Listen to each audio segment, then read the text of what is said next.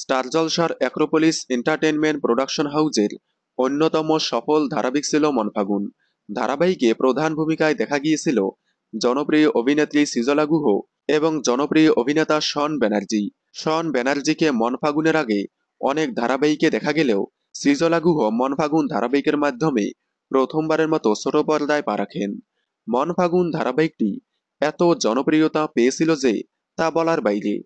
তবে দুর্ভাগ্যবশত ধারাবাহিকটি খুব কম সময়ের মধ্যেই বন্ধ হয়ে যায়। তবে মনফাগুন ফ্যানেরা এখনো অধীর আগ্রহে আছে কবে আবারও শন সৃজলা জুটি বেঁধে নতুন ধারাবাহিকে ফিরবে। তবে এখনো পর্যন্ত সৃজলা গুহকে কোনো নতুন ধারাবাহিকে দেখা যায়নি। এদিকে শন ব্যানার্জিকে রোশনাই ধারাবাহিকে দেখা যাচ্ছে। মনফাগুন এত জনপ্রিয়তা পেয়েছিল যে স্টার প্লাস মনফাগুনের হিন্দি ডাবিং করেছিল, সেটাও স্টার প্লাসে তুমুল জনপ্রিয়তা পেয়েছিল। তবে সেটি শেষ হয়ে যাওয়ার পর এবার আবারও স্টার প্লাস নিয়ে আসছে মনফাগুনের হিন্দি ডাবিং।